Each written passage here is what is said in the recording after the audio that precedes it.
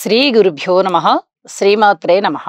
మా భక్తిని ప్రోత్సహిస్తున్నటువంటి మా ప్రేక్షకులందరికీ ధన్యవాదాలు తెలియజేస్తూ 6 అక్టోబర్ నుంచి 12 అక్టోబర్ వరకు గల కాలానికి దసరా నవరాత్రులు జరుగుతూ ఉన్న కారణం చేత దసరా శుభాకాంక్షలు కూడా తెలియజేస్తూ వార ఫలితాలు ఏ విధంగా ఉన్నాయి, గ్రహస్థితులు ఏ విధంగా ఉన్నాయి తెలియచెప్పుకుందాము. ముందుగా గ్రహస్థితులు. వృషభంలో గురువుగారు ఉన్నారు, మిథునంలో కుజుడు, కన్యలో బుధ కేతు రవి, తులలో చంద్ర శుక్రులు, కుంభంలో వక్రించిన శనిగారు, మీనంలో రాహువు.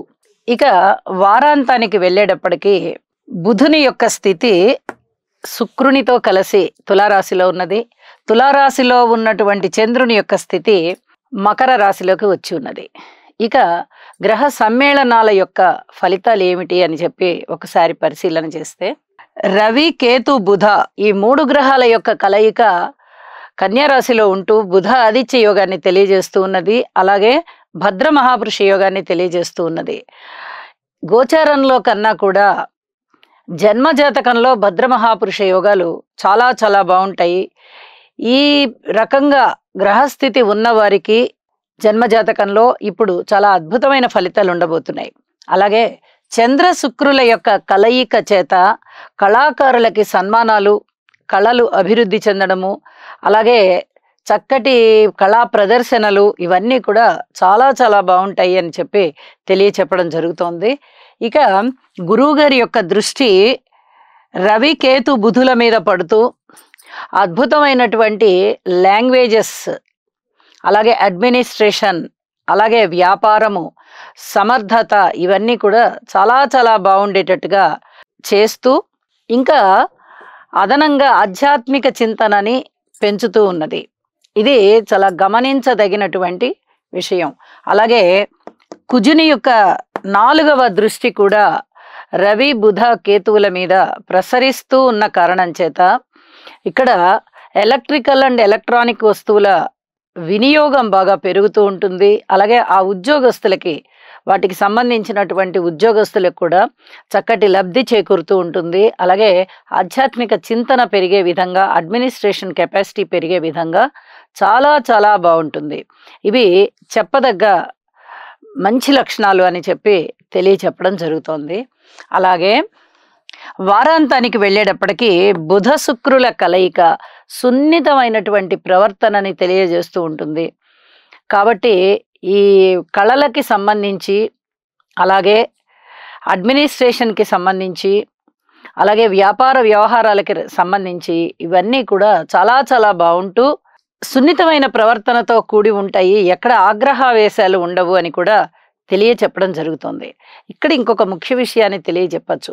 వార ప్రారంభంలో చంద్ర శుక్రుల యొక్క కలయిక అమ్మవారిని మనము ఆరాధించేటటువంటి ఈ కళలు ఏవైతే ఉన్నాయో, షోడశ కళలు, వాటికి సంబంధించి ఈ చంద్ర శుక్రుల కలయిక చాలా అద్భుతమైనటువంటి ఫలితాలను ఇస్తుంది. ఇది అమ్మని మనం పూజించడం వల్ల మనకి చక్కటి అభివృద్ధి, మానసిక ఉల్లాసము ఉంటుంది అని చెప్పి తెలియజేస్తూ ఇక రాసుల్లోకి వెళ్దాము. సింహరాశి. సింహరాశి వారికి 6 అక్టోబర్ నుంచి 12 అక్టోబర్ వరకు గల కాలానికి రాశి ఫలితాలు ఎలా ఉన్నాయి అంటే, 3 గ్రహాల యొక్క అనుకూలతలు మాత్రమే ఉన్నాయి. ద్వితీయంలో బుధుడు, తృతీయంలో చంద్రుడు, లాభంలో కుజుడు. అయితే ప్రధాన గ్రహాల యొక్క ఫలితాలు అంతగా లేవు. గురువుగారి ఫలితము లేదు, శనిగారి ఫలితము లేదు, రాహు గారి ఫలితము లేదు, కేతు ఫలితము లేదు. మరి 4 ప్రధాన గ్రహాల యొక్క బలాలు లేకుండా కేవలము చంద్రుని ఫలితము, బుధుని ఫలితము, కుజుని ఫలితము మాత్రమే ఉండబోతూ ఉన్నాయి అంటే ఎంతవరకు అద్భుతమైన ఫలితాలను ఇస్తాయి అంటే, ఫలితాలు ఉత్తమంగా ఉంటాయి, కానీ ఆ ఫలితాలని మీరు అద్భుతంగా చేసుకోవాల్సినటువంటి పరిస్థితి ఉంటుంది. మీ కృషి వల్ల, మీ భక్తి తత్పరత వల్ల మీరు అనేక ప్రయోజనాలని పెంచుకోవాలి. మీ కృషి చేయడం వల్ల అనేక రకాల ఫలితాలు ఉంటాయి. ఇది చాలా చెప్పదగ్గ సూచన. నవగ్రహాల యొక్క స్తోత్ర పారాయణలు చెయ్యండి. దసరా నవరాత్రులు కాబట్టి అమ్మవారిని పూజించండి, దుర్గనామాన్ని జపించండి. అనేక విధాలుగా మీకు చాలా బాగుంటుంది. అష్టమంలో రాహు గారి యొక్క సంచారం జరుగుతోంది. మరి రాహుకి అధిదేవత దుర్గమ్మవారే. దుర్గ పూజ చేయడం వల్ల ఈ బాధలన్నీ తగ్గిపోతాయి. అలాగే శనిగారు సప్తమంలో కూర్చునున్నారు. కాస్త రాజకీయంగా బానే ఉంటుంది కానీ అంత ఎక్కువ లబ్ధి కలిగి చాలా బాగుంటుందని చెప్పడానికి రాదు. ఎందుకంటే మిగతా గ్రహాల బలాలు తక్కువగా ఉన్న కారణం చేత అన్ని గొప్ప బలాలు ఎలా వస్తాయి? ఏ గ్రహాలు ఆ గ్రహాలు ఫలితాలు ఇస్తూ ఉన్నప్పుడు ఇక్కడ అన్ని గ్రహాలు అనుకూలంగా ఉన్నట్టయితే చాలా అద్భుతంగా ఉంటుంది. మరి అంత అద్భుతం ఇక్కడ కనిపించట్లేదు. ఇబ్బందే. పబ్లిక్ రిలేషన్‌లో జాగ్రత్తగా ఉండాలి.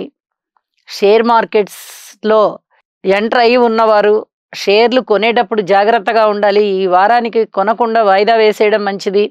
అలాగే బంధువర్గ రీత్యా జాగ్రత్తగా ఉండాలి. నూతన పెట్టుబడులు పెట్టేటప్పుడు జాగ్రత్తగా ఉండాలి. వీలైనంత వరకు వాయిదా వేసేయడమే ఉత్తమం. వివాహాది శుభకార్యాలు కూడా ఒక పట్టాన కుదరవు. అవి కూడా ఆలస్యం అవుతాయి. మరి వివాహ జీవితంలో ఉన్నవారికి చిన్నపాటి అలకలు ఇలాంటివన్నీ వస్తూ ఉంటాయి. ఓర్పు కలిగి ఉండాలి. వ్యాపార వ్యవహారాలన్నీ కూడా మందకొడిగా సాగుతూ ఉంటాయి. అనేక రకాల ఇబ్బందులు కనిపిస్తున్నాయి. ఏ డివిజన్ చూసుకున్నా మనకి చిన్నపాటి ఇబ్బందులే కనిపిస్తూ ఉన్నాయి. వాక్కు బాగుంది, కుటుంబంలో ఐకమత్యం బాగుంది, కాస్త ధనాదాయం బాగుంది, వాహనాల వల్ల కొన్ని ప్రయోజనాలు కనిపిస్తున్నాయి. ఇవి మటుకు చాలా బాగున్నాయి. కానీ మీ పై అధికారుల వల్ల మందలింపులు ఉండబోతున్నాయి.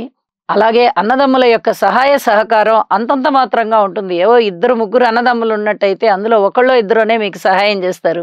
మిగతా వాళ్ళది నాన్ కోఆపరేషన్ అన్నట్టుగా ఉంటుంది. ఇలాంటి వాటి వల్ల మీకు మానసిక వ్యధ కలుగుతుంది.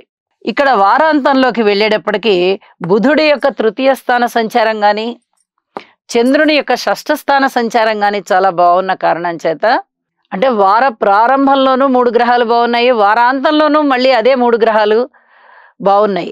కాబట్టి మానసిక శాంతి అయితే ఉంటుంది కానీ అధికమైన లబ్ధి కలుగుతోందా అంటే అంతగా కలగబోవడం లేదు.